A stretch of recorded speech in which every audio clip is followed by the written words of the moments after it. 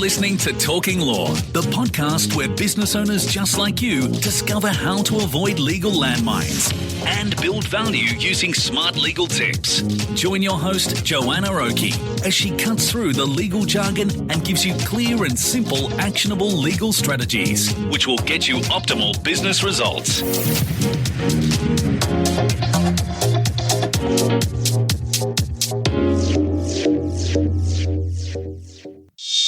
Hi, it's Joanna Oakey here and welcome back to Talking Law, a podcast proudly brought to you by our commercial legal practice, Aspect Legal. Now today we are back with Simon, the founder and CEO of Exit Advisory Group. This episode is part 2 of our 2-part series with him chatting through the ins and outs of shareholder agreements. Last time Simon and I talked about the role shareholder agreements played in helping business owners navigate disagreements. Today we talk about the importance of commercial and legal aspects when it comes to shareholder agreements and why you should be setting a roadmap now to ensure the future of your business can withstand any issues if they do arise. We also dig into some of Simon's stories in this area and why it's critical for anyone in business to work with a commercial lawyer when dealing with shareholder agreements. Hint, templates in this area of law can go really wrong.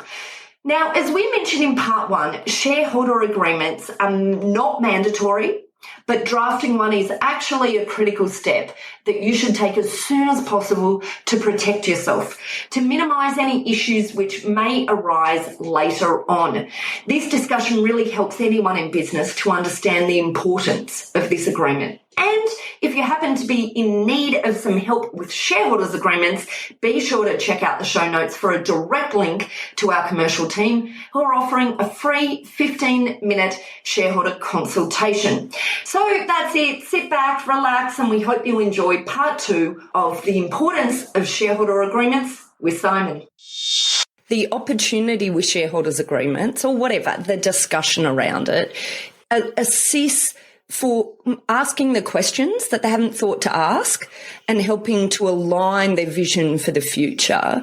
And also, I feel gives a roadmap in terms of my personal viewpoint is dispute comes from wherever there's ambiguity.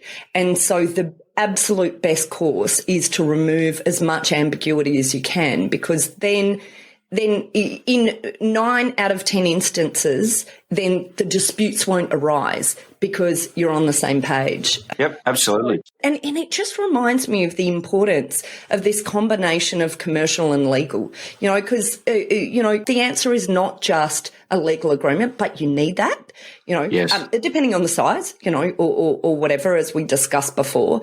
But also, from the commercial perspective, it's about sitting down and working out some of these bigger issues, and that on its own, perhaps needs a shareholders agreement. Shareholders agreement needs that discussion. Together, we as advisors, this is sort of the beauty in working together, don't you think? Look, absolutely. And before you even get to some of the commercial discussions, and by the way, I should just preface this by saying, anybody listening to this who doesn't have a shareholders agreement, it's okay, right? You can get on track, and there are some tools and tips and a process you can follow here to make sure that you put things in place and you get on the right track with all this stuff. So, but before even I think business owners start talking about commercial goals, there is a little process here of them thinking deeply inside of, like, what do I want personally out of this? At the risk of sounding a little bit woo-woo here, Joe, and you've heard me say this, but like I deeply believe that none of us are just born to do business, right? Like we're born to live our life, and business owners should be really thinking hard about what kind of life they want, so that they can then use their business as a vehicle to deliver on that promise. Your business is an asset. It's there to help you achieve what you want out of this existence. So having a think about that and talking to your family and saying, and I mean, you would have heard this. How many business owners do you talk to who go, oh my God, I don't have enough time. I'm missing things with my family. I haven't been able to go on holidays. I haven't been able to do this and that. Like there is cause to stop, pause, think about your life and work out, actually, what do I want going forward? And then bring those thoughts, those emotions, feelings to the discussion with your business partners and say, hey, Like, I've been thinking about things, and this is kind of really, where I want to go and what I'd like to get out of this business venture. And so, and I think that kind of, it can be a bit raw, but it's certainly transparent and a little bit emotional at times. And I think, but bringing that honesty to the discussion will go a really long way to helping you and your business partners work out what is important to you as a group. Once you've had those discussions, great. Then you can start to put the shareholders agreement in place to really outline and affirm what you've all kind of agreed or what the intent was. I love it. And this is a way of looking at the processes as a bigger process, but with much bigger opportunity to set that roadmap for the future. I love it, Simon. Great ideas. Yeah. So interesting one. And I've also had people question or ask me about, okay, so we've had this discussion. We've all realized we're aligned with various goals. We want to put a shareholders agreement in place. Do we need some kind of keyman insurance behind this? And I think a lot of people actually, I've had people coming to me saying, can you explain what that keyman insurance stuff is? And by the way, if anybody needs help with that, we can certainly introduce you to people who can help you with insurance. But in essence, you're in business, if you and I are in business together, and if I was to be hit by a bus tomorrow, if we don't have keyman insurance built into our shareholders agreement, you could find yourself in business with my family. Now, you actually might be much more happy with that. I would probably prefer to work with Shanti than myself. So, so that could be a good thing for you. But for most people, they don't want to end up in business with their business partner's spouse, or their family or their son or whoever it might be. And, I recall an example around an automotive business where it was exactly that. Two guys, best mates, and the concern was actually, my business partner's having health issues. If something does happen to him, I'm going to be in business with his son, and his son's a drongo and I don't like him. So, there's no mechanism there, right, for him to exit his mate's family in a logical, reasonable and fair way. And so the keyman insurance basically said it would pay out that partner in the event of something tragic happening. Can be a little bit of an investment to have that type of insurance. But geez, you know what? Like, look how much money you're potentially saving. Because, Joanna, I know you would have seen this. I've seen business partners tear each other apart. I've seen business partners completely destroy value. In fact, and I'll share one more little story while I'm on a roll here, but we're in the middle of a transaction. It was in let's just say it was in allied health. So an allied health business, it was a quality business. There was a bit of a roll-up going on actually at the time. And hey, roll-ups, there's a term if you're not familiar with it. I think we can do another episode on roll-ups, but but basically, yeah, absolutely. So there was a large company running around buying lots of companies in a plan to list it on the exchange. Our clients were offered for a small business, it was like a 4.5 multiple of their EBITDA, which was an excellent offer. And we told them as much, like, in the normal environment, you're not getting this deal. This is exceptionally good. Take it. Let's run with this. And unfortunately, we were selling because the two partners hated each other. They had grown to absolutely despise each other. And it had gotten so toxic that through the negotiations, it descended into chaos for the two. And pretty much right before we closed the deal, Joe, one business partner turned around to us and said, am I allowed to swear on this show? Go for it. He said, I would rather burn this place to the fucking ground than see him get a single dollar out of this business. And so he canned the deal. And I just sat there and I just remember being in shock over it. In fact, I think I'm still in shock over it, going, how could anybody be so bloody minded about an asset? Like, just, you'd rather burn your own money just to hurt somebody else. Like, that person, to be frank, needs therapy. Well, yeah, and that is the exact reasons then why you do need something strong in the background in your shareholders agreement to be able to deal with instances like that. Now, that's unusual, right, that there can be such bloody mindedness, but having said that, it happens. And when people get really annoyed with each other, like we've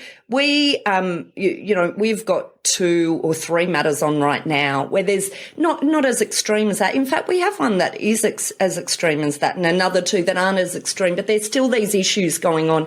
And it's so hard when you look at these things and you say, some of this stuff was preventable, not necessarily the relationship decline, but the way that is then dealt with and the exit path for the two people involved or more. Yeah, for sure. I might, if I can, Joe, just if we've got a minute left, I just want to raise one other small, or it's not small, it's a very significant issue, but it's worth just keeping in mind. You mentioned before about conflict comes out of ambiguity. And, we had another client that we got engaged. He was in a shareholders agreement with two other business partners. The other two had become very friendly and aligned with where they wanted to go. And our client was sort of a little bit on the outer. He was older. He wanted to exit. They didn't want to exit. With the shareholders agreements, basically our client had the right to go out and find a buyer for the whole business, and it was a drag-along clause, basically. But because there was some ambiguity in the shareholders agreement, the other two shareholders had basically thrown down and said, well, we're going to go to the courts and we're going to fight it, because the agreement wasn't clear enough and tight enough for our client to execute it in the intent and the way that it was intended initially. And so I just think, even if you've got a shareholders agreement out there and you're listening to this, if you haven't reviewed it in the last year or two, it probably is really worth reaching out to a commercial lawyer like Aspect Legal to say, can you review this for me? Here are some of my concerns. This is where we're at the moment. And by the way, it's actually okay if 2 years ago your view on where you were going and your exit plan back then has changed, right? Like you might be thinking differently today to what you were a few years ago. And so if you want to, or if you certainly want a process on how to think about that, you can reach out and I'm very happy to share some info on that. But get it reviewed. Talk to a lawyer that you can trust and that and preferably one that knows you a little bit too. If they don't know you, well, go and call Aspect Legal and have a chat to them so they can get to know you and help you a little bit, because I think it's, the more you can communicate what's important to you, the better that your lawyers can protect you. And that's the job, right? So true. Look, Simon, I just want to say a huge thank you for coming on today. I love your stories. I love chatting with you about this sort of stuff. We could talk, I feel, for hours about this topic, Simon. But thank goodness we don't have a wine in hand. Hey? Oh, I know. Hey, there's an idea for another podcast.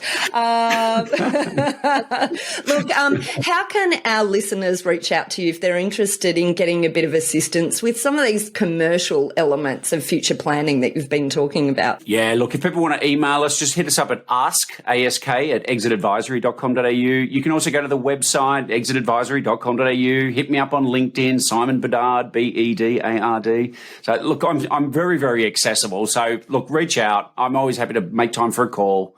And if it's just answering a few questions, I'm very happy to do that. Simon, as always, thank you so much for being on our podcast. It's been a pleasure. Oh, no, the pleasure's mine, Joe. Thanks again for having me.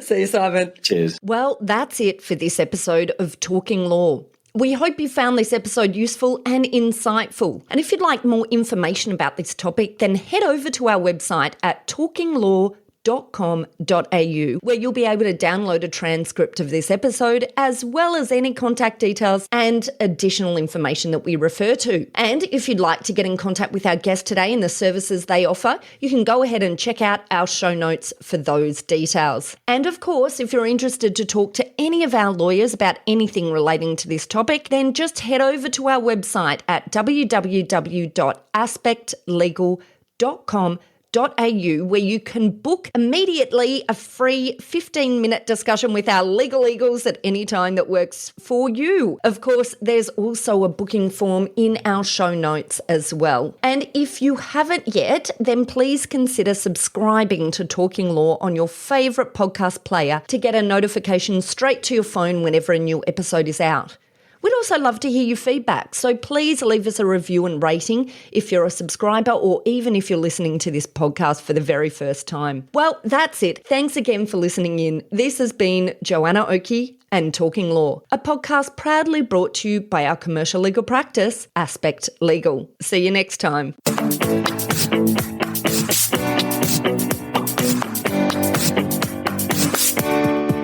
some of the most successful businesses I've worked with operate in a sale-ready state. Systems, processes, and contracts all work together to lock in and maximize value as they grow. Yes, it's easier come exit time, but in the short to medium term, it also results in smoother operations and easier management for the business owners. If you'd like to know more about what you need in place to fortify your business and lock in value as you grow, check out my new book, Buy, Grow, Exit, which is the definitive guide on just that. It is available now to buy a copy or just check out our resources hub at buygrowexit.com.au, which of course we will also link to from this podcast show notes. Thanks for listening to Talking Law. Tune in next time for more smart legal tips and tricks to keep you clear of those legal landmines. If you want to get a download of today's show notes, head over to talkinglaw.com.au. Information in this podcast is general in nature, not legal advice. If you want advice for your business, visit talkinglaw.com.au.